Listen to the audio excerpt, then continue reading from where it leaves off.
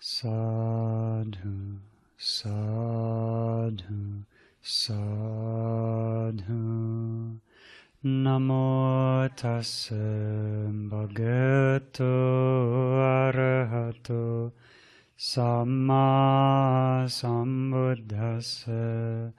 Homage to the Blessed One, the Worthy One, the Supremely Enlightened One. Sadhu, sadhu, sadhu. Namo Buddhaya. So today we'll continue listening together to suttas found in the Itivuttaka. So these suttas are very, very beautiful. They're very short. So the suttas in the Itivuttaka are very good to read just one sutta a day. And you can get very, very deep Dhamma meaning. Right? That's the nice thing about these suttas, that even though they're not very long, they may not have a lot of details, but when we think about them very wisely, when we apply the other Dhamma knowledge that we have, when we apply them to our own lives, then they become extremely meaningful and extremely beneficial. So the first sutta is called Bright Protectors. It's the 15th sutta in the second chapter. This was said by the Lord, said by the Arahants, so I heard. Bhikkhus, these two bright principles protect the world. What are the two? Shame and fear of wrongdoing. If, bhikkhus, these two bright principles did not protect the world, there would be no discerned respect for mother or maternal aunt or maternal uncle's wife or a teacher's wife or the wives of honored persons. And the world would have fallen into promiscuity, as with goats, sheep, chickens, pigs, dogs, and jackals. But as these two bright principles protect the world, there is discerned respect for mother or maternal aunt or maternal uncle's wife or a teacher's wife or the wives of other honored persons. So here we're learning about two very important principles, hiri and ottappa, this moral shame and moral dread. And specifically, the Supreme Buddha is teaching us as it relates to the third precept, committing sexual misconduct. So, what are these two things? These two great protectors, hiri and ottappa. So the first one is a sense that we have that something is wrong to do, that we shouldn't even consider doing it. And the second sense is this fear that we have of the results of our action, either the fear of being blamed by the people, the fear of our own guilty feeling after we've done it, or the fear of what we'll have to experience in samsara because of doing this action. So he's using this example of sexual misconduct because it's very powerful, and it's also very important, of course. That in this world we can see that people have a sense, right, of our family members. You don't hear about daughters marrying their fathers, right, or sons marrying their mothers or their aunts, right? You don't hear about that. Because even this is something that people have a sense that it's not proper. Even people who haven't heard the Dhamma have a sense that this isn't proper. So even to that degree, many people have this sense of moral shame, moral dread. But what's the example that the Supreme Buddha gives about a situation where there isn't that sense of shame? that sense of something not being the right thing to do. Do you remember the examples he gave? Pigs, sheep, jackals. So when a pig wants to have a baby, it doesn't go around and say, are you my mother? Are you my aunt? How am I related to you? Right? He doesn't go around the barnyard taking a survey. Right? Or the squirrels that you see chasing each other around. They're not chasing, asking, is it okay for me to have children with you? Are you my aunt? Are you my friend's wife? Doesn't work that way in the animal world, does it? The Supreme Buddha says that if we don't have this sense of shame, that even human beings can fall into this terrible state, like the animal world. That without this sense of there being things that are wrong to do, people will just behave like animals, not just around sexual misconduct, but stealing, right? When an animal is hungry and it wants to eat something, does it say, oh, these vegetables, they belong to the people who planted this garden. They've worked very hard to plant these vegetables.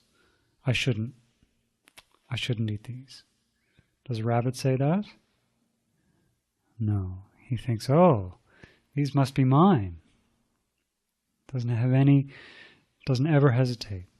Will eat an entire garden in one night, call his friends, and they eat everything.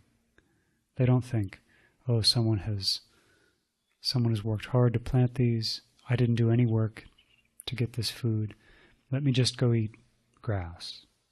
Right? There's lots of grass in this yard. They don't think that way. They see something delicious and they eat it. This is what animals are like. And many human beings, they're not so different than animals, are they? They get hungry and they see a way that they can steal something, that they can get food without paying for it. And then when they've stolen it, they actually feel very happy, right? Because they say, I didn't even have to work for this food. It's the best kind of food, right? It was totally free, just like animals.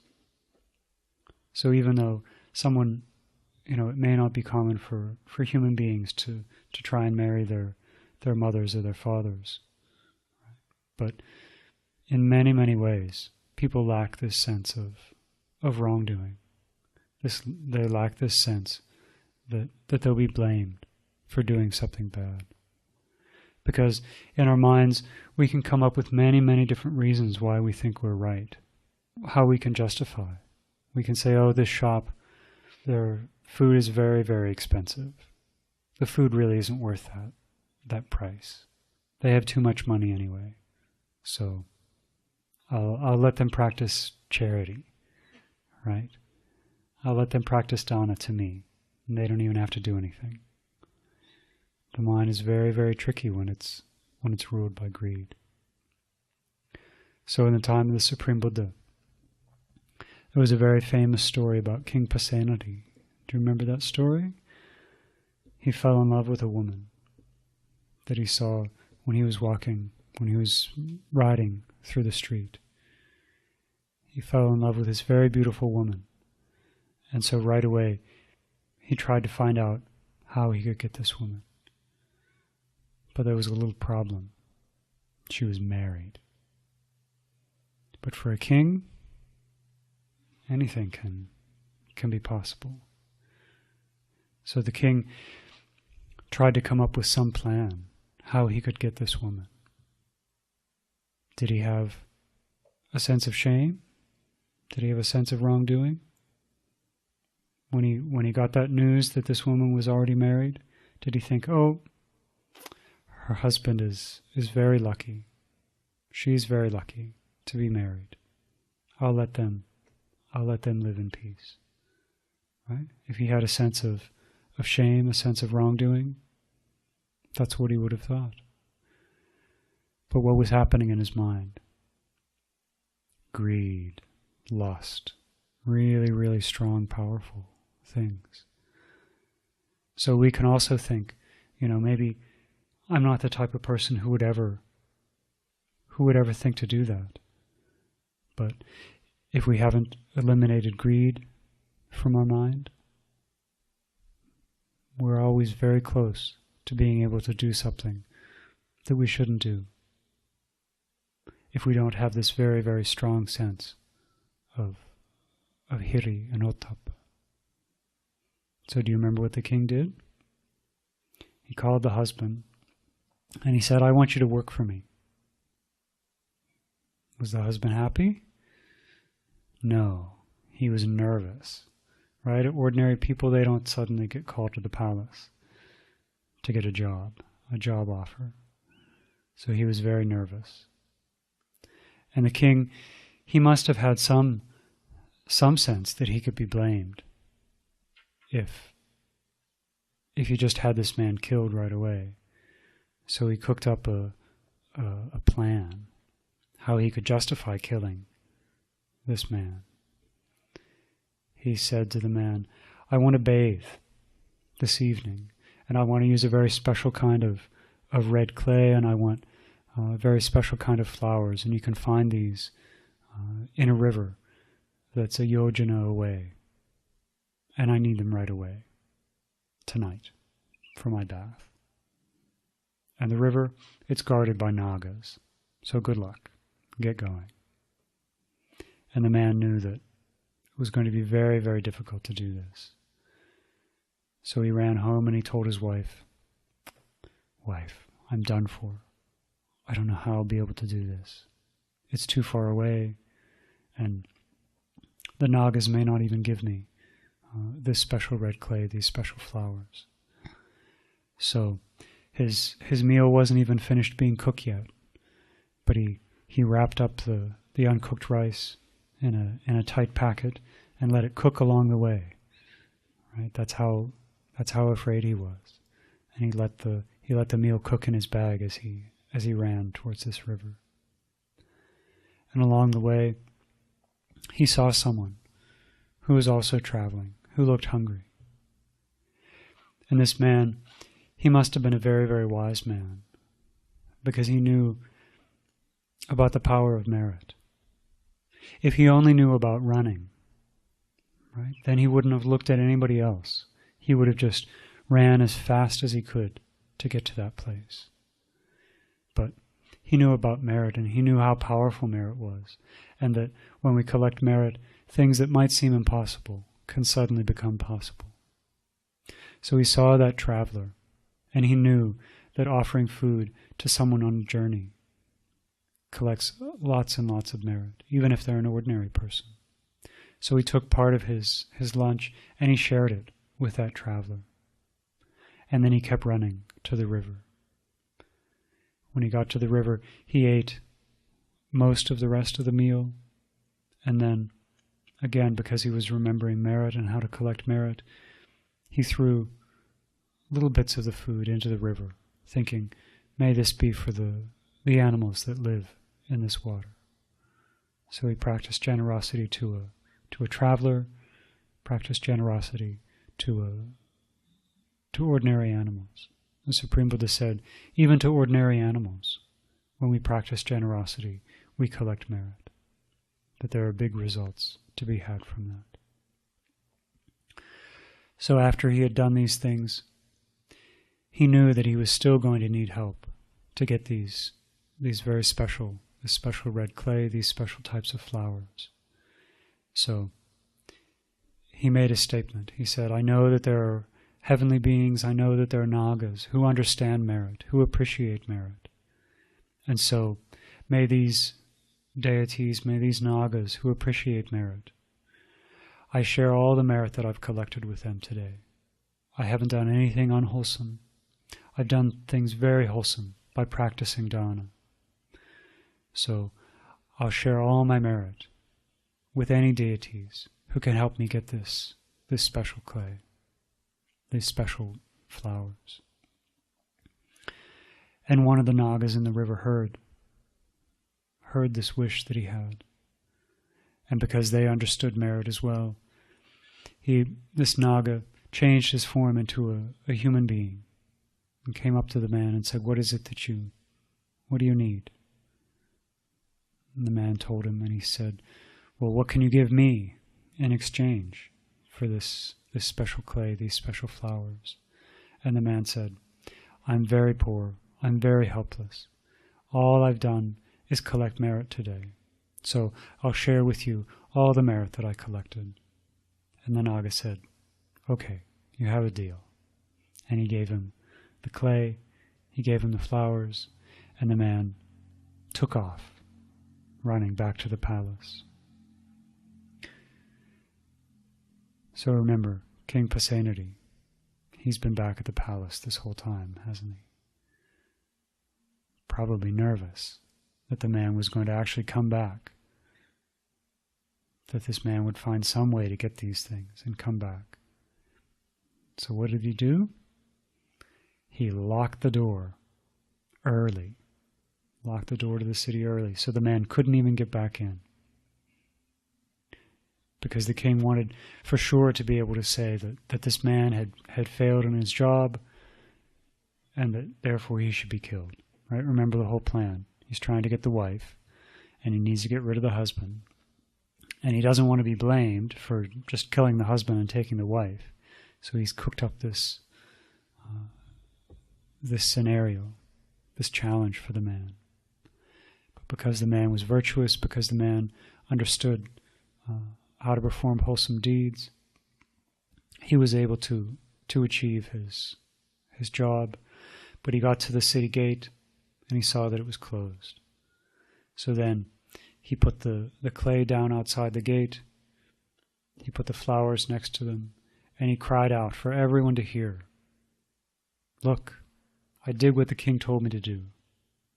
I got the clay for his bath, I got the flowers. The gate's been closed early.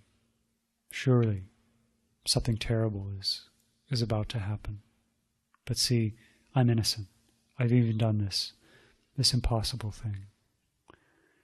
And then where did he go? To see the Supreme Buddha. Right? Because people in trouble know that they can find refuge with the Supreme Buddha. So meanwhile, the king didn't have his clay for his bath, and then he went to bed. But he didn't sleep very well, for a few reasons. Right? He was thinking about this beautiful woman, for one, and he was thinking about the husband. Right? If this husband was going to be able to perform this service. But then whenever he tried to sleep, he kept having a terrible dream where he would hear horrible, horrible sounds, people crying out in great pain. And so the king didn't get any sleep. He didn't get any peace at all. And the next morning when he woke up, he went to his advisors and said, Sirs, I had this terrible dream last night. I heard these horrible, horrible sounds. And what do you think the advisor said? He said, "Oh, king, this is a very, very bad omen. You have to perform a sacrifice. You have to kill a certain number of cows, a certain number of sheep, a certain number of goats.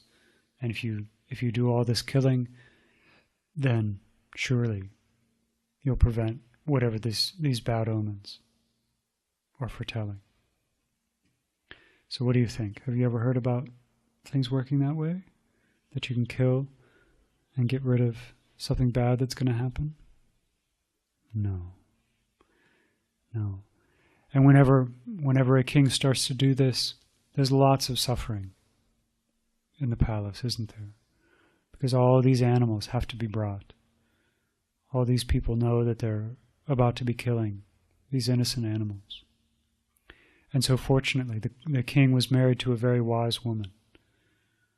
Right? He already had a very good wife, Queen Malika, right, who he had forgotten about, thinking about this other woman. But fortunately, Queen Malika said, "King, you're a fool. Why do you think you can prevent something bad from happening? By killing living beings. These advisors that you have, they don't know anything. But here, living in your kingdom, is the Supreme Buddha, and he's the one that really knows about bad omens. Go to him. Set these animals free. You're not going to fix anything by killing these animals.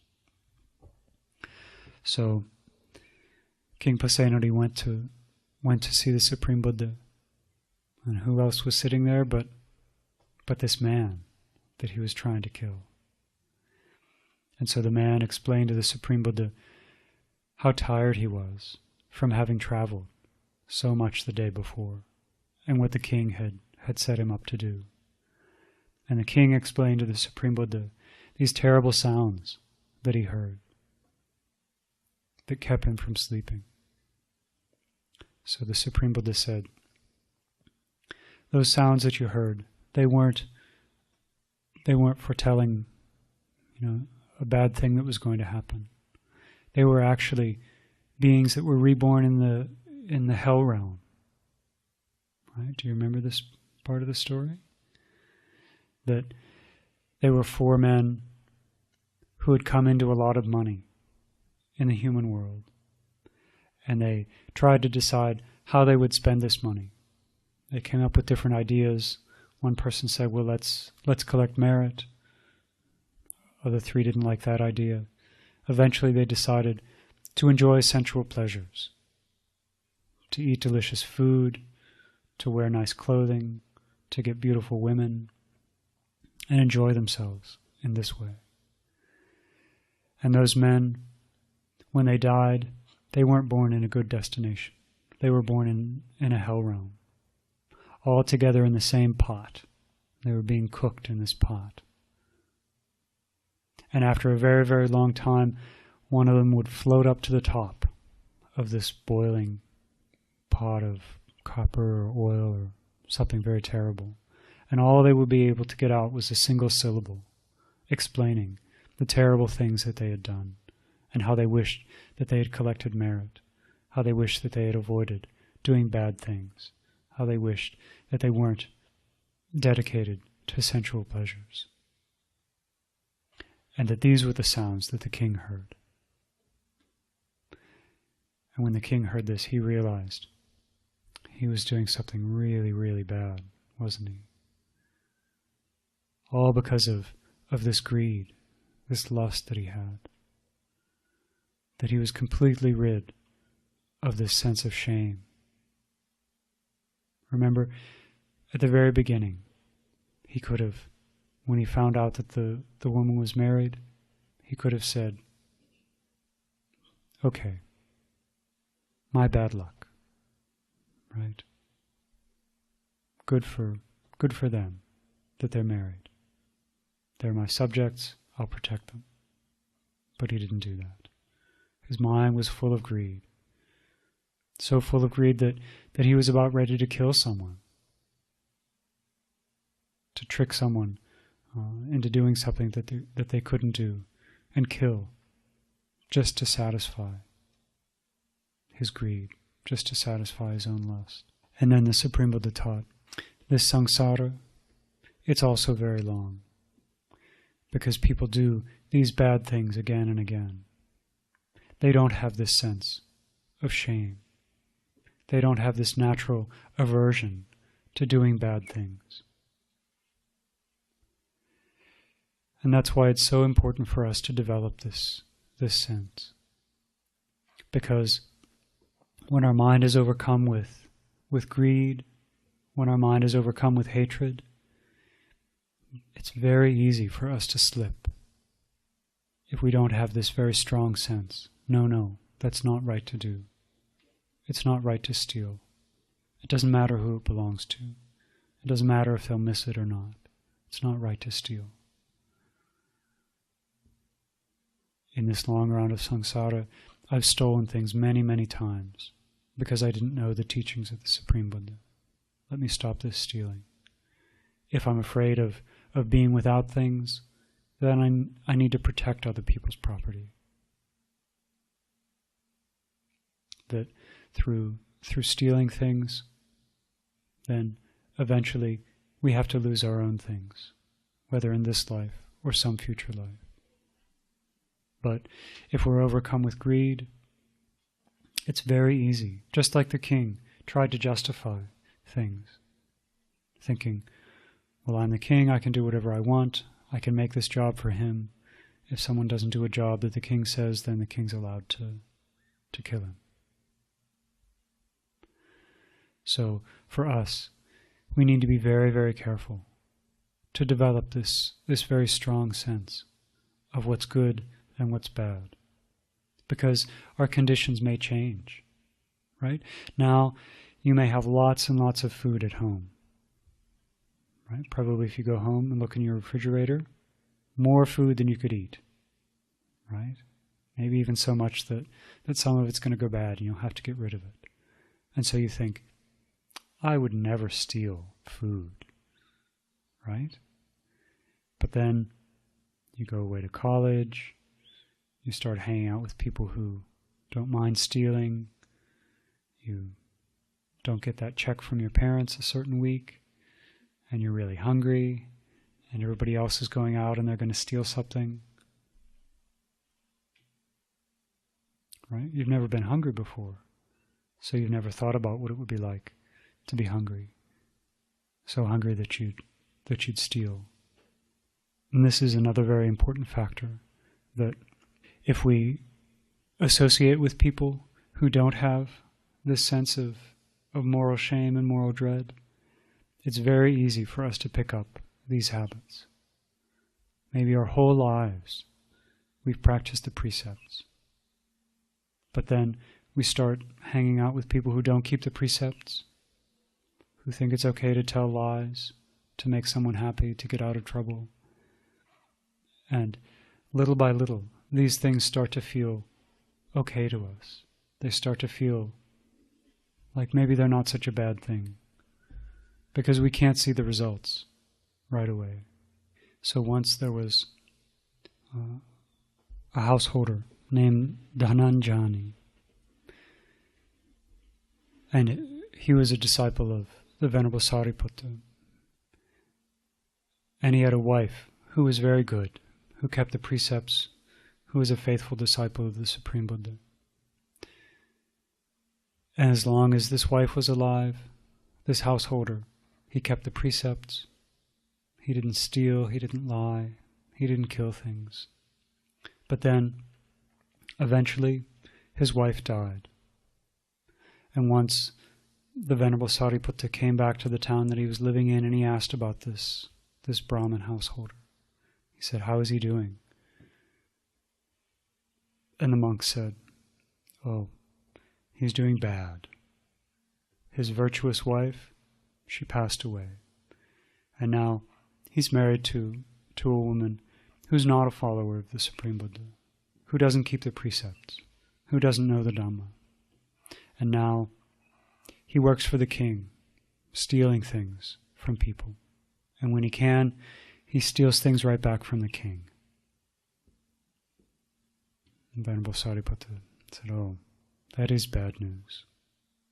So see, this man, at one time, he was virtuous. He was doing good things. He had this good association with people who know right from wrong.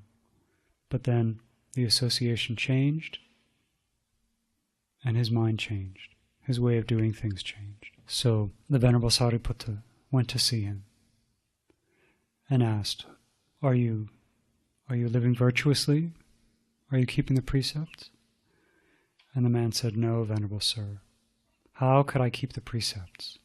I have to support my wife, I have to support my parents, I have to support my children, I have to pay taxes to the king, I have to make offerings to departed relatives, to the devas, I have to take care of myself. How is it possible to keep the precepts? I have to earn a living, I have to make money.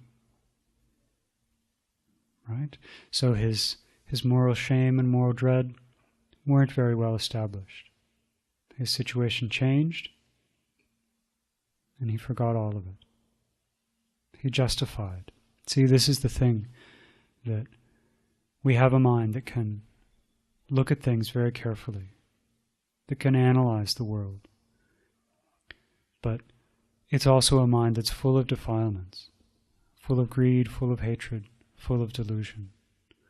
And so, if we think that we can use this mind to analyze things and always come up with the right way to do things, we have to be very, very careful. Because here, this man thought that he was doing a good thing by stealing so he could support his parents, stealing so he could pay taxes, stealing so he could support his children. But the Venerable Sariputta said to him, for each of these things, you don't have to steal to do these things. You don't have to break the precepts to earn a living. There's many, many, many ways of earning a living and keeping the precepts. He asked him, when you have to die and the wardens of hell come to drag you down to hell, can you say to them, oh, you're looking for my parents, right? Because all those bad things that I did them for my parents. So you go take my parents to hell. That's why I did those bad things. Can he say that? He can try, but who are they going to grab? They're going to grab him, aren't they? Right? Can he say, oh, I did these bad things to pay my taxes. Go see the Canada Revenue Agency, right? Go there. They've got lots of people that you can have, right? I stole for them. I stole for the king. I stole for my children, right? I wanted them to have a good education. So now you go take them. They can go to hell for me, right? He said, no, it doesn't work that way. I'll have to experience those bad results. No one else can experience them for me. So then, little by little, using arguments like this, the Venerable Sariputta, he brought his mind back around. He said, so which would be better? Someone who can support his parents in a wholesome way or in an unwholesome way? And the householder said, certainly, it's better if you can do it in a wholesome way. So one by one, if you could support your children by keeping the precepts or breaking the precepts. So the Brahmin householder, he still had that much of a sense that, yes, it would be better if you could do it, right? And so eventually he came back around. He developed this sense of moral shame, of moral dread. He realized that there were going to be consequences of his actions. But before that, he wasn't thinking about that at all. And this is the very, very difficult thing about samsara, about the world, is that all around you are going to be people telling you what's most important, saying that getting your children a good education is most important, getting your children the best clothes, the best food, all these things are the most important, and whatever you have to do to get those things, you just go ahead and do it. It's your responsibility. But if we don't have this sense of moral shame and moral dread, it's very easy to get washed along with these worldly ways of thinking. Thinking that happiness comes from material possessions, that we have to live in a huge house to be happy, that we have to have all these material things to get us happiness. Ordinary people won't tell you, it doesn't matter what your house is like. If you're virtuous, you'll sleep very peacefully. You don't need to have a really, really expensive bed. If you steal money to buy that bed, you won't sleep peacefully, will you? If you know that your parents are breaking the law to give you the toys that you want, to send you to a nice school? Will you enjoy playing with those toys? No, you'll feel a lot of regret, a lot of sadness. So the Supreme Buddha teaches us we have to develop these two things very strongly. The sense that something's wrong, that we shouldn't steal, that we shouldn't kill, that we shouldn't commit sexual misconduct, that we shouldn't tell lies, we shouldn't use drugs and alcohol. Just this inherent sense that these things are wrong. Because if we don't have this very strong sense, then other people will start to argue with us. They'll say, well, just one glass of wine, right? That's not really drinking, right? That's not really alcohol, right? I meet very innocent children that come here and they say, my friends tell me that beer and wine, that's not really alcohol, so that's not really going to be breaking the precept, right? Not true. Not true. People in the world are going to tell you many, many things. They're going to make arguments with you in all sorts of ways, saying why you don't need to keep the precepts. So if we don't have this very strong sense of what's right and what's wrong, then we'll start to develop doubt. We'll think, well, maybe I should kill in this certain situation. Maybe this is the time I've been waiting for to steal something. That this is the really beneficial time to steal.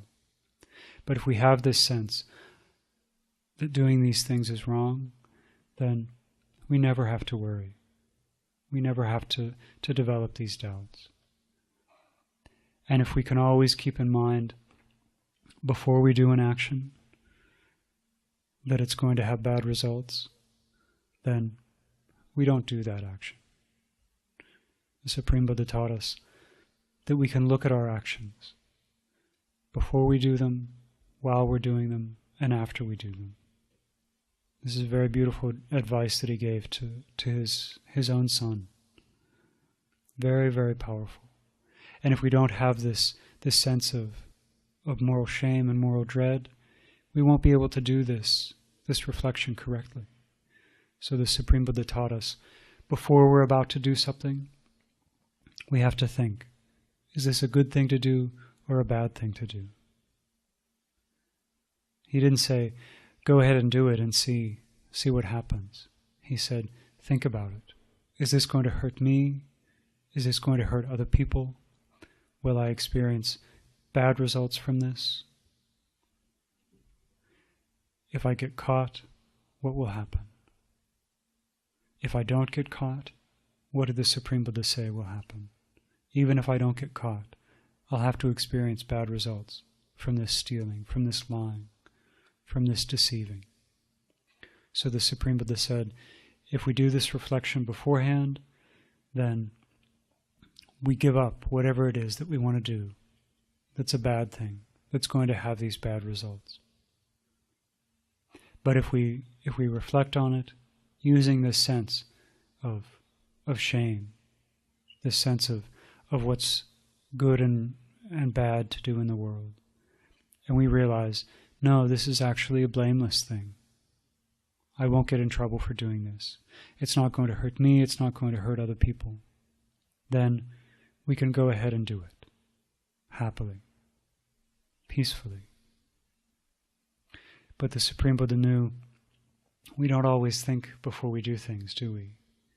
It's very easy sometimes to do something without doing this reflection, especially if we have a lot of greed or we have a lot of hatred.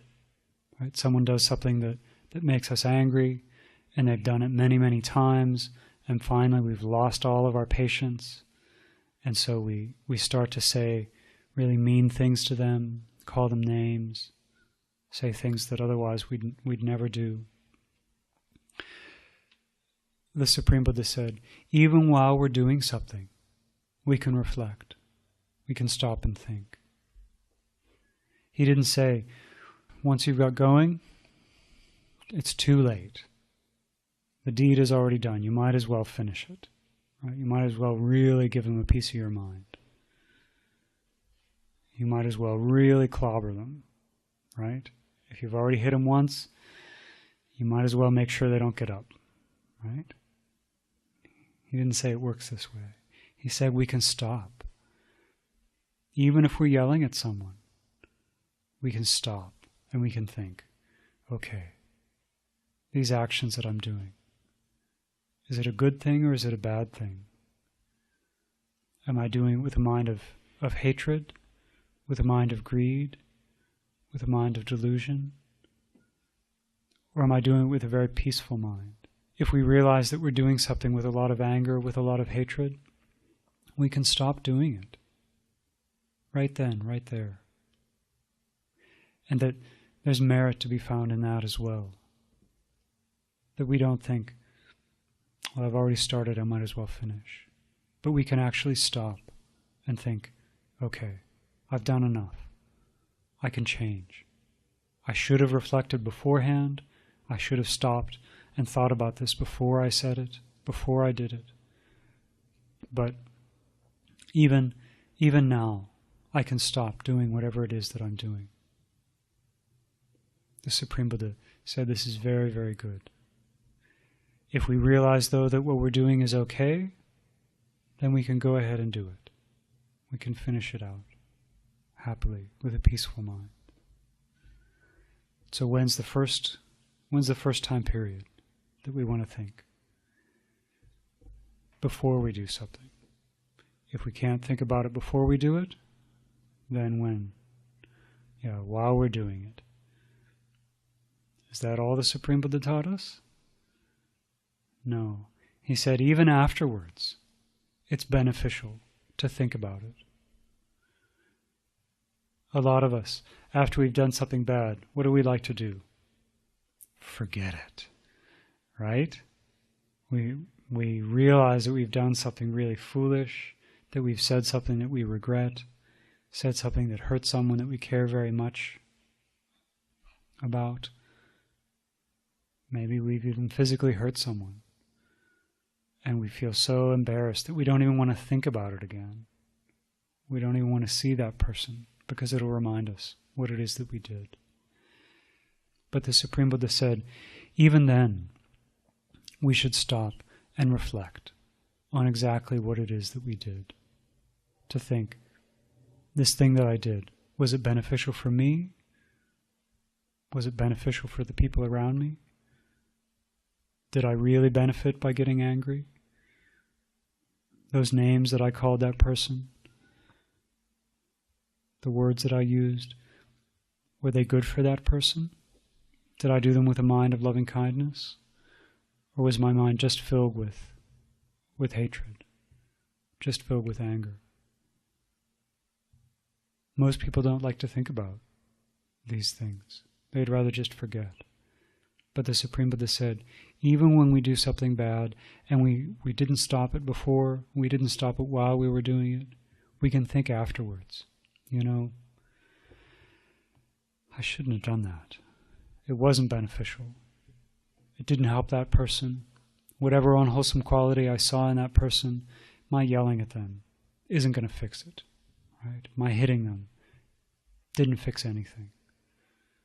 It may have even just caused more anger to arise in them. And then we decide, next time, I'm going to try and remember before I do this thing. Right? Because if they do something that annoys us, chances are they're going to do it again. Right? That we'll get that second chance. And so then, having thought about it afterwards, we can think, okay, when they call me a name, when they steal something from me, when they gossip about me, right, I'm not going to get angry at them. I'm going to think about something else. I'm going to think about that person's good qualities. I'm not going to do something that I'm going to regret. I'm not going to give them reason to hate me, to do bad things to me. So, in this way, little by little, we use this sense of hiri and ottappa. We use this sense to evaluate the things that we're going to do, the things that we're doing, the things that we've already done. Because if we don't have this sense of what's a good thing, what's a bad thing, then we can't evaluate in that way. Many people, they really appreciate anger. Some people, you ask them and they say, yes, my anger, it's one of my best qualities. I can control people very well with my anger, right? People are very afraid of me.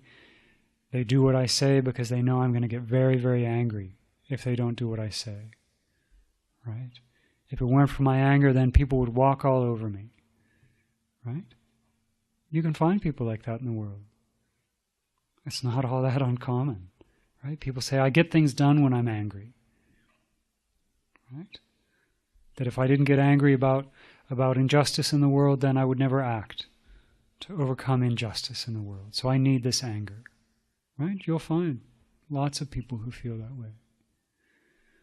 And so this person, are they going to be able to stop and reflect before they say mean and nasty things to someone? Maybe this person doesn't deserve this. Maybe there's information I don't have. Maybe I don't know why this person is doing this thing. Maybe I should just be patient. Will they think that? No. They'll be ready with their anger, right? Ready to attack someone because they really believe that their anger is a good thing. So if someone doesn't have this basic sense that, yeah, anger, it's really ugly. We look ugly when we get angry. We do, not just we say bad things, but we do bad things with our body when we get angry. If someone doesn't have that sense, they'll get into all sorts of trouble. Because maybe their anger right now is just limited to what they do with their speech. But if they get angry enough, they could hurt someone. They could even kill someone because of that anger. So then the Supreme Buddha gave us some verses. So this is the meaning of what the Lord said. So in regard to this, it was said, those in whom shame and fear of wrong are not consistently found, have deviated from the bright root, and are led back to birth and death. But those in whom shame and fear of wrong are constantly, ever present, peaceful, mature in the holy life, they put an end to renewal of being. So this is very beautiful, isn't it? The Supreme Buddha is reminding us that if we have these qualities, if we're afraid of doing bad things, if we're afraid of the results of doing bad things, then our mind can actually become peaceful. If you explain this to your friend who's never heard the Dhamma, they may say, how could you have a peaceful mind if you're afraid of doing bad things? But actually, when we have this sense, really as a deep part of our mind, the way that we choose what we do, our mind can be very, very peaceful because we're never worried that we've done something wrong in the past or that we'll do something wrong in the future. When we sit down to meditate, then our mind can be very, very peaceful, not regretting what it is that we said to someone, what we stole from someone, the way we hurt other people. So let's listen one more time to these verses. Those in whom shame and fear of wrong are not consistently found, have deviated from the bright root, and are led back to birth and death. But those in whom shame and fear of wrong are consistently ever present, peaceful, mature in the holy life, they put an end to renewal of being. This too is the meaning of what was said by the Lord. So I heard. Sad, sad, sad.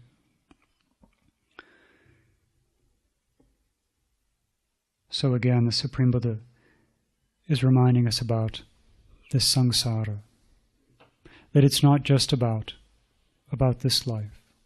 It's not just about having to see those those people when you have to go back to work on Monday or when you have to go back to school, that it's this continual round of rebirth that's happening because we don't have this sense of moral shame, this sense of wrongdoing, this fear of the results of our actions.